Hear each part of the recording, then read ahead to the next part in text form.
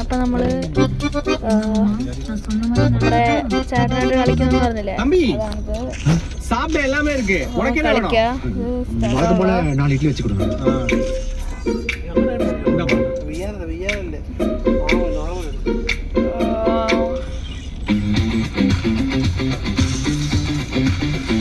കളിക്കാട്ടോ. പോയോ നമ്മുടെ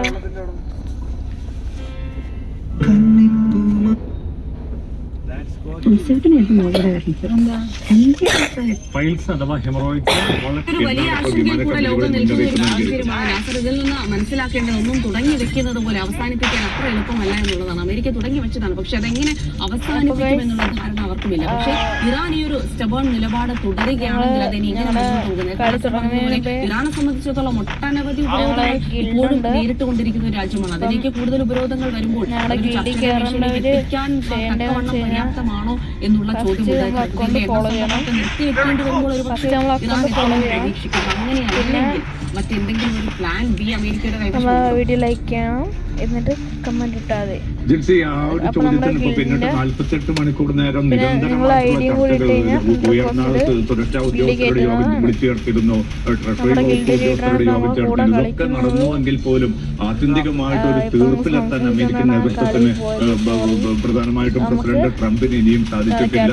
കാരണം യുദ്ധം പുനരാരംഭിക്കാൻ ഞാൻ നേരത്തെ സൂചിപ്പിച്ചതുപോലെ ഒരു കരയുദ്ധത്തിലേക്ക് കാര്യങ്ങൾ നീക്കേണ്ടി വരും. അത് വലിയ തോതിലുള്ള സൈനികരുടെ ആവശ്യമായിട്ടുള്ള ഒരു അവസ്ഥയിലേക്ക്, ഒട്ടേറെ സൈനികർ കൊല്ലപ്പെടുന്ന ഒരു സാഹചര്യത്തിലേക്ക് കാര്യങ്ങൾ നീക്കും എന്നൊരു മുന്നറിയിപ്പ് പെന്റഗൺ പോലും നൽകുന്നുണ്ട്. കാരണം അത്രയും ശക്തമായി തന്നെ, കാരണം അമേരിക്ക നിരന്തരമായിട്ട് ഇറാന്റെ നാവികസേനയെ ഇല്ലാതാക്കിയെന്നും ഇറാന്റെ വ്യോമസേനയെ പൂർണ്ണമായിട്ടും നാമാവശേഷമാക്കി എന്നൊക്കെ പറയുന്ന ഒരു ഘട്ടത്തിൽ പോലും ഏത് ഘട്ടത്തിൽ വേണമെങ്കിലും ഇപ്പോൾ ഡ്രോണുകൾ അയച്ചും മിസൈലുകൾ അയച്ചും അതിലെ പോകുന്ന കപ്പലുകളെ തടസ്സപ്പെടുത്താൻ, അതോടൊപ്പം അവ തകർക്കാൻ ഇപ്പോൾ പോലും ഇറാന് സാധിക്കും എന്നൊരു വിലയിരുത്തലാണ് പെന്റഗൺ നേതൃത്വം പോലും എത്തിച്ചേർന്നിരിക്കുന്നത്. അതുകൊണ്ട് ഈ ഒരു കടലെടുപ്പിലൂടെയുള്ള ഒരു യാത്ര എന്നത് ഇറാന്റെ അനുമതി കൂടാതെ നടത്തുക എന്നത് അതീവ ദുഷ്കരമാണെന്ന് യൂറോപ്യൻ രാജ്യങ്ങളും ഒക്കെ തിരിച്ചറിയുന്ന ഒരു ഘട്ടത്തിലൂടെയാണ് കാര്യങ്ങൾ പോകുന്നത്. ഇത് സ്വാഭാവികമായിട്ടും ഇറാനും പ്രതിസന്ധികൾ ഉണ്ടാക്കുന്നുണ്ടാവുക. പക്ഷെ 8000-ലധികം കിലോമീറ്റർ ഇറാൻ കര അതിർത്തി പങ്കിടുന്നത് കൊണ്ട് തന്നെ ആ സാധ്യതകൾ പ്രയോജനപ്പെടുത്തിക്കൊണ്ട്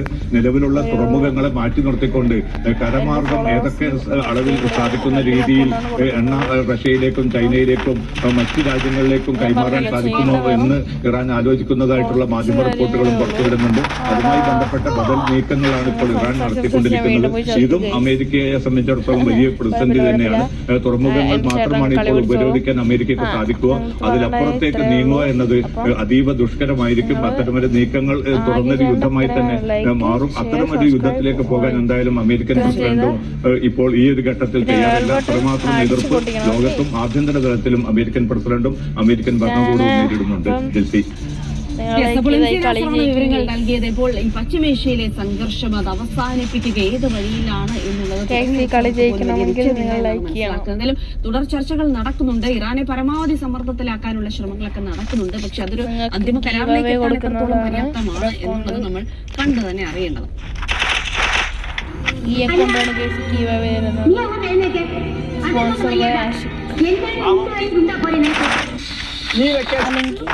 അക്കൗണ്ട് സെറ്റുണ്ട് പറഞ്ഞല്ലോ. വേറെ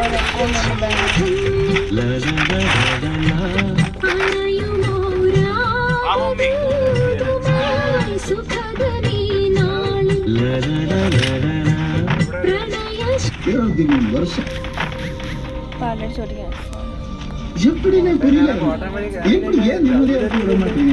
என்ன தப்பு நான் செஞ்ச லீகலா தான் தப்பு செஞ்சேன். எப்படி 45 வயசுல எப்படி நான் அந்த அழகு பின்னாடி என்னங்க பேசுறீங்க? நடிகர் தான் என் வேலை. அப்பெல்லாம் ஒரு ரீசன் വന്നിട്ടുണ്ട്. 23 வருஷம் മനുഷ്യനെ വരെ കൊല്ലാൻ സാധിക്കുന്ന മാരകമായ വിഷക്കൂട്ടാണ് ഇവരിവിടെ ഇന്ന് ഈ അമ്പിലേക്ക് തേച്ചു പിടിപ്പിക്കുന്നത്. അത് മെന്തവായുടെ പരമ്പരാഗതമായ വിഷം പുരട്ടിയുള്ള അമ്പുകൊണ്ടുള്ള മൃഗവേട്ടയ്ക്കായി തയ്യാറെടുക്കുകയാണ് നമ്മൾ. അതിനായി ആദ്യം കാട്ടിൽ നിന്ന് ചില വിഷച്ചെടികൾ കളക്ട് ചെയ്യുകയാണ് നമ്മളുടെ മെന്തവായി അപ്പൂപ്പൻ. ഒരു ഏണി പോലും ഇല്ലാതെ തൗത്താബാട്ട് എന്ന ഈ മരത്തിന് മുകളിലേക്ക് വരിഞ്ഞു കയറി അപ്പൂപ്പൻ പറിച്ചുകൊണ്ടുവരുന്നത് ഒരു മാരക വിഷച്ചെടിയാണ്. ഇതോടൊപ്പം മറ്റു ചില രഹസ്യ ചെടികൾ കൂടി ചേർത്താണ് ഈ മാരക വിഷക്കൂട്ട് ഇവിടെ ഇവർ തയ്യാറാക്കുന്നത്. നമ്മുടെ വല്യപ്പൂപ്പനും കാട്ടിൽ പോയി വളരെ സന്തോഷത്തിലാണ്. അവൻ ഏറ്റവും പ്രിയപ്പെട്ട വേട്ടയ്ക്ക് നാളെ പോവുകയാണല്ലോ. ഇനി വിഷം തയ്യാറാക്കലാണ്. മരക്കൊമ്പിന്റെ തൊലി ചിരകി ഒരു മരപ്പലകയിലേക്ക് ഇട്ടു വല്യപ്പൂപ്പൻ. ഒരു ചിരട്ട എടുത്തുകൊണ്ടുവന്നു അതിലേക്ക് എന്തൊക്കെയോ തേച്ചു പിടിപ്പിച്ചു കുഞ്ഞപ്പൂപ്പൻ. ഇനി അവന്റെ വരവാണ്. ഡെറിസ് എലിപ്റ്റിക്ക എന്ന ഒരു മരത്തൊലി എടുത്തു കൊടുത്തു ഹേരു. ഇവന്റെ അളവ് കൂടുന്നതനുസരിച്ച് ആനയെ വരെ മയക്കി കിടത്താമെത്രേ. അത് ഇടിച്ചു പരത്തി തൊലിയോട് ചേർത്തു നമ്മളുടെ വലിയ പൂപ്പൻ. കാട്ടിൽ നിന്ന് കൊണ്ടുവന്ന ഇഞ്ചി ചുരണ്ടിയതുകൂടി ആയപ്പോഴേക്കും മനുഷ്യനെ വരെ മയക്കി കിടത്താവുന്ന വിഷം റെഡി.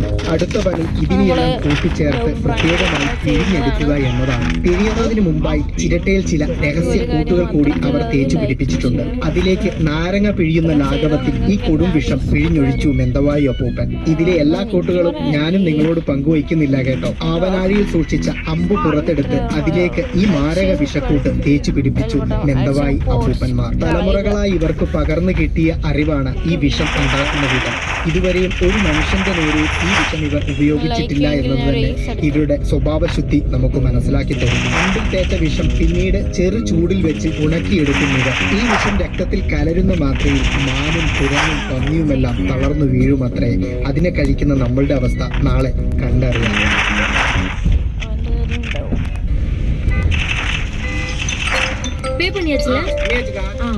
சொல்லுங்கண்ணே. சரிங்கண்ணே. அண்ணே கடை மட்டும் உங்க பில்டிங் இடிச்சிட்டு கொஞ்சம் தள்ளி போட்டிருக்கேன். உங்களுக்கு என்ன சாம்பாருக்கா? என்ன மாமா என்ன சொன்னாங்க? எதுக்கும் பயப்படாத. உன் கடை நீ தைரியமா இருன்னு சொன்னாரு. நீ கவலையே படாத மாமா. இனிமேல் நடக்கிறது எல்லாமே நல்லதாக நடக்கும். என்னப்பா விஜய் கடையை திறந்துட்டு போல ரொம்ப சந்தோஷமா இருக்குப்பா. ஆமாண்ணே இனிமேல் நீங்க வெளியே எங்கேயும் போய் சாப்பிட வேணாம். நம்ம கடை இருக்கு, நம்ம கடை வந்து சாப்பிடுங்க. எப்ப கடை திறப்புன்னு காத்துக்கிட்டு இருந்தப்பா நானு. 4 இட்லி வச்சு கொடுப்பா. சரி. டேய் யாரை கேட்டு கடை தந்தீங்க நீங்க? யாரை கேட்கணும்? இந்த பார் வியாபார டைம்ல வந்து டிஸ்டர்ப் பண்ணிட்டு இருக்காத. அப்படி ஓரமா போய் நில்லு. கடை வைலேஷன்ல இருக்கு, பப்ளிக் டிஸ்டர்ப் ஆகுதுன்னு சொல்லிட்டு நோட்டீஸ் விட்டாங்களே ராஜா, மறந்துட்டீங்களா? அது ஃபேக்கா எங்களை பயமுறுத்ததுக்காக பண்ணதுன்னு எங்களுக்கு நல்லாவே தெரிஞ்சிச்சு. வேற ஏதாவது சொல்றதுக்கு இருக்கா உங்களுக்கு? டேய் என்னடி விட்டா ஓர பேசுறீங்க?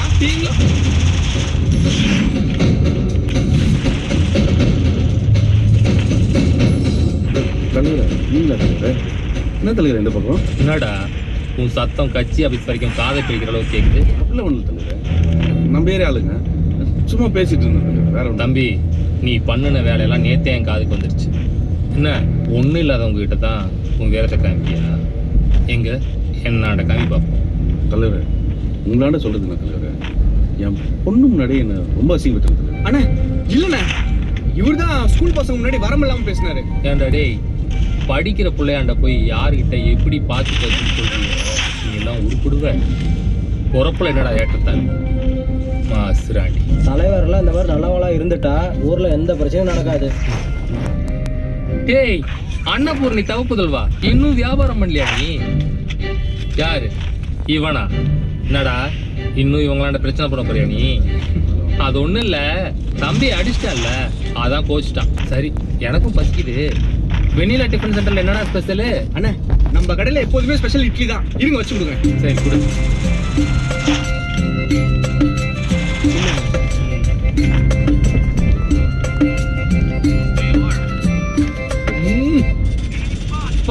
அம்மா கைப்பக்குவோம் அப்படியே இருக்கடா தங்கம். 20 வருஷத்துக்கு முன்னாடி போய் வெண்ணிலக்கா கையால் சாப்பிட்டாரு அதே நாஷ்டா மாதிரி இருக்கு. இவனுக்கு நாளைக்கு வச்சு கொடு.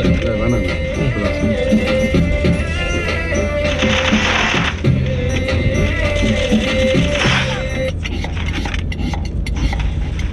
ജയിലിന്റെ ഉള്ളില് മദനീനെ കാണുമ്പോൾ ഞാൻ ആദ്യമായിട്ട് കാണുകയാണ് മദനീനെ.